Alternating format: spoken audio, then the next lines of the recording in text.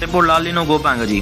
कुंभ लग गोठ गुलाम रज़ा गोपांग ऐं गोठ यार मोहम्मद गोपांग लग लाल काटन फैक्ट्री कुंभ के खिलाफ एक अहम गॾिजाणी हकीम पीर बख्श गोपांग जी रहायश गाह ते थी गुज़री में शहरनि ॻोठाणनि समाजी वर्करनि वॾे तादाद में शिरकत कई। उन मौके ते लाल काटन फैक्ट्री खिलाफ एहतजाज रिकॉर्ड करायो। उन्हीअ में यार मोहम्मद गोपांग, पीर बख्श गोपांग ऐं अमीर बख्श गोपांग मीडिया सां ॻाल्हाईंदे चयो लाल काटन फैक्ट्रीअ मां निकिरंदड़ धुओं ऐं ज़हरीलो मवाद केतिरनि ई ॻोठाणनि जूं ज़िंदगियूं गिड़काए वियो आहे ऐं केतिरा ई मरीज़ दम साको दिलि गुर्दन ऐं फिफड़नि जा मरीज़ हिक बिस्तर ते पियल आहिनि। हक़ जे नुमाइंदा जंहिंमें MNA डॉक्टर नफ़ीसा शाह, मंजूर हुसैन वसाण, MPA मुनवर अली वसाण, AC कोडजी ऐं DC खैरपुर खे पुरज़ोर अपील था करियूं नोटिस वठी अहिड़ी जानलेवा फैक्ट्री खे सील कराए असां ॻोठाणनि जूं ज़िंदगियूं बचायूं वञनि।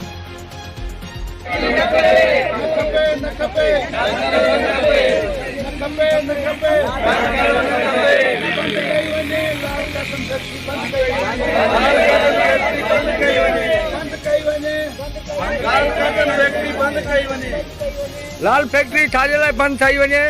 लाल काटन फैक्ट्री निकिरे थो उन सां असांजा 57 माण्हू मरी वियो आहे ऐं हज़ारनि जे तादाद में हर घर में 2 माण्हू 4 माण्हू साके जा मरीज़ आहिनि। हा, असां अपील था कयूं DC खैरपुर खे ऐं वज़ीर आला सिंध खे ऐं मैडम नफ़ीसा शाह ऐं मंजूर वसाण खे त एक्शन खणी इन फैक्ट्री खे बंदि करायो वञे।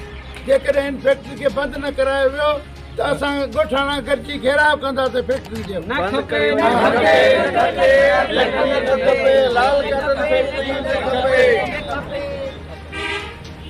असांखे लाल काटन फैक्ट्री न खपे, न खपे।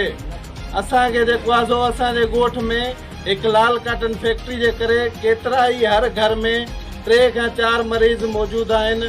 अलाए केतिरा माण्हू असांजे ॻोठ जा मरी चुका आहिनि।